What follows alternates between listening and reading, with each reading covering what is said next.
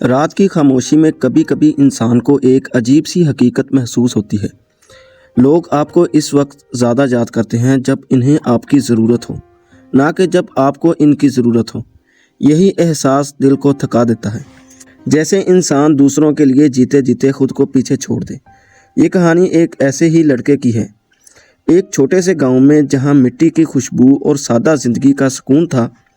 ارمان نام کا ایک 20 سالہ لڑکا رہتا تھا۔ وہ نہ بہت زیادہ امیر تھا، نہ اس کے بڑے بڑے خواب تھے، مگر اس کا دل بہت نرم تھا۔ اس کی ایک عادت تھی، وہ کبھی کسی کو نہ نہیں کہتا تھا۔ کسی کو کھیت میں مدد چاہیے ہوتی تو ارمان سب سے پہلے پہنچ جاتا۔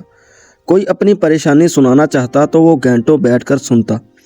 اگر کوئی اس کی سائیکل مانگ لیتا تو وہ خود پیدل چل پڑتا۔ لوگ اسے اچھا لڑکا کہتے تھے، مگر کسی نے یہ نہیں دیکھا کہ وہ ہر شام تھکن اور خاموشی اپنے ساتھ کر لے جاتا تھا۔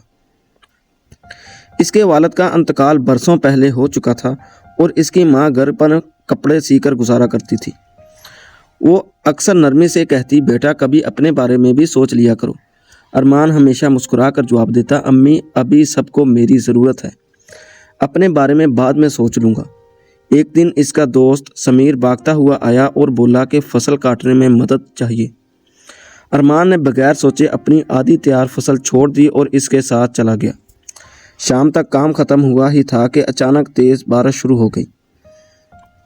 اگلی صبح ارمان اپنے کھیت میں کھڑا تھا۔ بارش اس کی ادھوری فصل کو تباہ کر چکی تھی۔ وہ کیچڑ میں خاموش کھڑا رہا۔ سب لوگ اپنے اپنے کام میں مصروف تھے، کسی نے اس سے کچھ نہیں کہا۔ وہ لمحہ نقصان سے زیادہ تنہائی کا تھا۔ اسی رات وہ گاؤں کے کنارے بیٹھے ایک بزرگ حکیم کے پاس جا بیٹھا۔ بوڑھے نے اسے دیکھ کر کہا، تم ایسے لگتے ہو جیسے سب کو دیتے دیتے خود خالی ہو گئے ہو۔ ارمان کی آنکھیں نم ہو گئیں۔ اگر میں لوگوں کی مدد کرنا چھوڑ دوں تو شاید مجھے بھول جائیں۔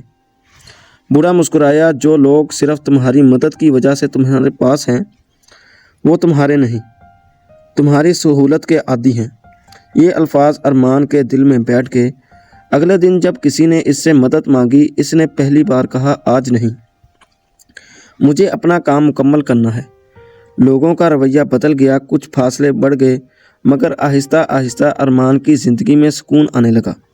اس کا کام وقت پر ہونے لگا، جسم کم تھکتا اور دل ہلکا محسوس ہونے لگا۔ چند ہفتوں بعد ایک شام اس کی ماں نے چائے دیتے ہوئے کہا، بیٹا آج تم پہلے سے زیادہ خوش لگ رہے ہو۔ ارمان مسکرا دیا۔ اب وہ سمجھ چکا تھا کہ خود کو کھو کر دوسروں کو خوش کرنا قربانی دینا نہیں، نقصان ہے، اور کبھی کبھی نہیں کہنا خود سے محبت کرنے کا پہلا قدم ہوتا ہے، کیونکہ انسان سب کے لیے نہیں بنا، لیکن اگر وہ خود کے لیے کھڑا ہو جائے تو زندگی واقعی اس کی اپنی بن جاتی ہے۔